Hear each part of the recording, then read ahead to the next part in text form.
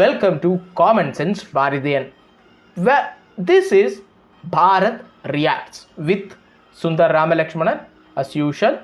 So today we are going to react on Sadhguru's video, who talks about the importance of silence. During this difficult time, during these tough times, we need a guide to be patient. We need a guide to be silent. And what exactly is this term means? Silence means, is it whether keeping our mouth shut or anything else? So let's react to it and learn from it. So don't forget to subscribe to this channel. Please hit that like button and do give us your valuable comments in comment section so that we can improve more and more and more in the near future. So welcome to Common Sense Bharatiyan. Also welcome to Bharat Reacts. Let's react. Silence does not mean shutting your mouth silence. What is being referred to as silence or nishabd? One cannot do this. One can become this. See if you can articulate the same things that you're saying with half the number of words. Suddenly you will become extremely conscious of everything.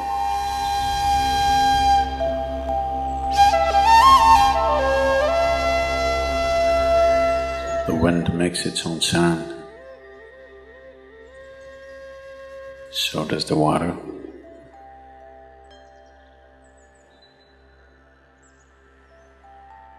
So does the earth. In fact, so does the sky. All the celestial objects are making their own sounds. There are sounds of pain, sounds of pleasure, sounds of misery, sounds of joy. For everything there is a sound. With human life, it's very true. Sounds of life, and there are sounds of death, and there are even sounds of silence.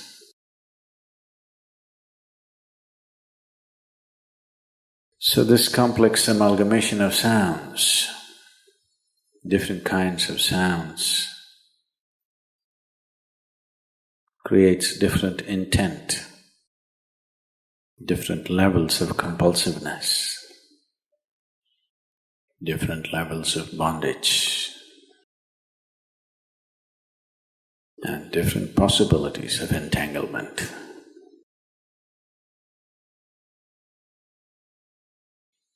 In all this, why one chooses to become silent?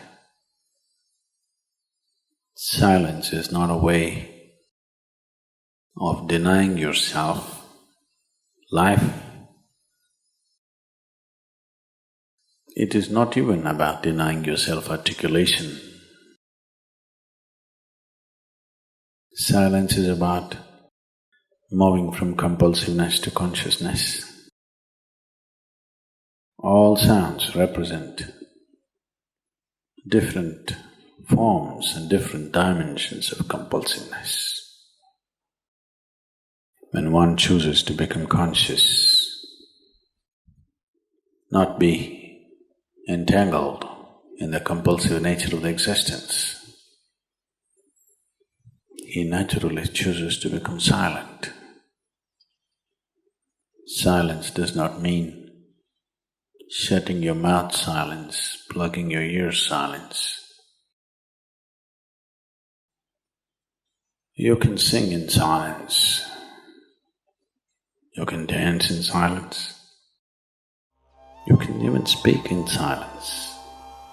You can even scream in silence. You don't try.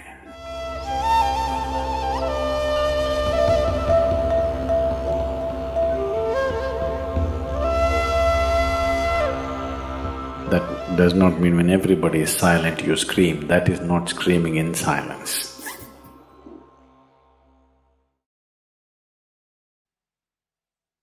Because sound is of the surface, silence is of the core. It is only the surface which makes the sound.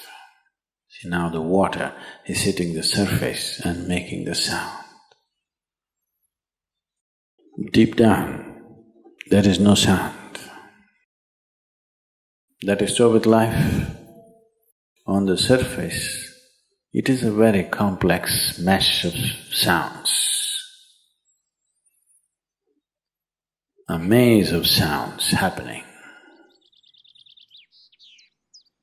But at the core, there is no sound. There is no word for no sound in English language. We call it nishabd. That means absence of sound, a total absence of sound. Absence of sound means absence of reverberation. Absence of reverberation means absence of life. Absence of life means absence of creation. Absence of creation means absence of the Creator too. So a space which is beyond creation and Creator, a dimension which is beyond life and death, that is what is being referred to as silence or nishabd.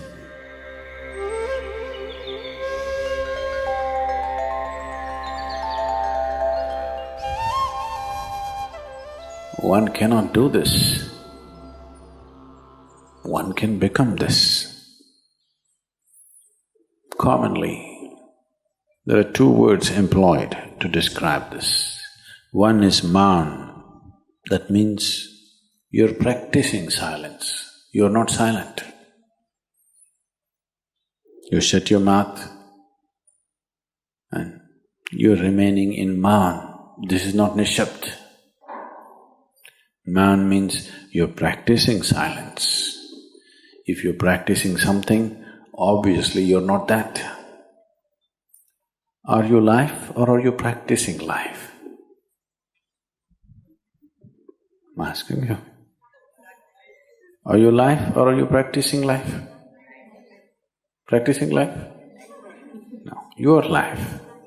Maybe not very well practiced, but your life. Similarly, there is a difference between practicing silence and becoming silence. Practicing silence starts as a certain restriction, but slowly, as one practices silence, one can possibly become silent. One can become silent in intense activity, but nobody can keep up intense activity forever. Moments of intense activity are only moments. Nobody can sustain it. You'll expend yourself. Only if you can achieve it in inactivity, it is sustainable. If something is possible only in intense activity, it is never sustainable. In a very intense and ecstatic moment of singing, somebody may become or taste a moment of silence. But how long can you keep it up? Your throat will tear. And your neighbors may kill you. Possible. So this possibility of coming to silence or becoming silent also means to become still, to become utterly still. Stillness can be achieved in so many ways. If you watch a snake, he's still. If you watch a tiger which is on a hunt absolutely still, charged but still. These are all different dimensions of stillness practiced for survival. If a snake moves too often, he'll get killed. If a tiger does not know how to be still, he'll never get his food. These are all acts of survival. A human being, for survival, he has to be active. Only when his vision falls upon something which is beyond survival, then he will think of stillness. Then he will understand as he observes himself, as he notices the complexity of one's compulsions. He understands the only way to solve it is to become still. To train this body, to train this mind, to become still,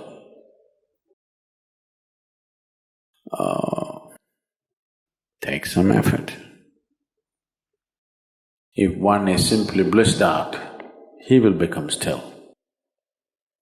But otherwise, one has to work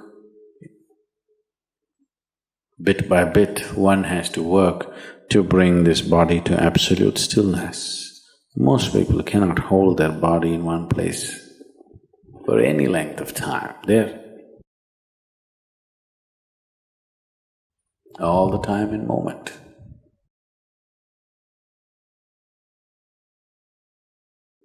As it is said, a man is ill only because he does not know how to be still. Because in stillness, you're in touch with a dimension way beyond creation. Once one is in touch with that, there is no such thing as illness. If I sit here and the body rots and falls down, still there is no illness, it's just there.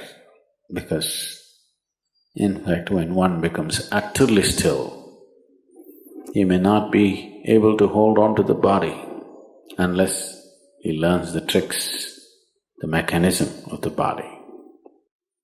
So why should I become still? Will I lose my body? Anyway, you will lose your body. When the time to lose your body comes, if you want to lose it gracefully, then you must know at least a little bit of stillness. If you want to put your body down like you can put this piece of cloth down, with the same ease, with the same gracefulness, then you need to have some stillness in you. Otherwise, you and your body, you have to be torn apart, which is an ugly thing to do. When you're being torn away from your body, it is an ugly and painful thing to do, unless you can keep it down. There's no grace in life. So if one has to attain to that grace, at least a certain amount of stillness has to enter your life. For this to happen, a certain level of silence has to enter your life. If right now if it is not coming, at least practicing a little bit of Maun. In an hour, if you're speaking 1,573 words right now, how many more? How many words do you spit out in a minute? 1,573, you're actually doing that many? I thought that's impossible. Okay, I believe you. So whatever number you're doing, see if you can articulate the same things that you're saying with half the number of words. Suddenly you will become extremely conscious of everything. Right now, our oral diarrhea is happening. If you're doing 1573, it's diarrhea, okay. Now, if you have to hold back half the words and still say the same things, now you have to be very conscious, otherwise you cannot say it. Just try this and see. Tomorrow, one day. In an hour, normally what number of words you utter, make it half. Don't curtail your activity, still say the same things. But with half the words, how wonderful the whole world will feel, you know.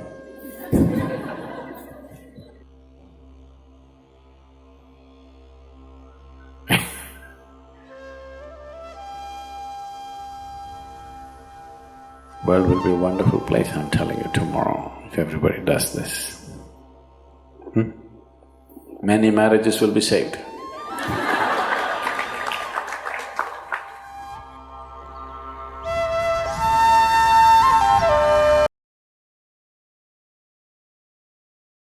That was an informative as well as spiritual talk and a useful and informational video. I understand many things, but I'm still confused about few things. But I need to watch it again and again for better understanding. But one thing I understand is, in today's world, most of the problem arises off the tongue. The words we speak and the ideas that comes out of this mouth, as well as many arguments, many arguments that arises out of this mouth causes so many problems and so many causes. If you try to practice this nishabda, if we can convey a little more effectively with a little less world could be a better place. That's what exactly the idea of nishabd is, or becoming nishabd. So in India, in this philosophical land, idea of nishabd is completely different. Nishabd is not silent, not shutting your mouth, not giving in more and more of words, but become still. Become still in the face of complex structure. Become still in the face of traffic of thoughts. Become still in the middle of conflict. Could solve many problems. A still mind can see through every problem and find its solution. So, becoming still starts with becoming silent. So that's what I got from this video, and I have to watch it multiple times to even understand even more. So I recommend you watch this video, and if you like this video, please hit that like button. Please leave us your comments in the comment section, and please subscribe to Common Sense Bharatiyan. Until the next video, it's bye from Sundar Ramalakshmana. Thank you.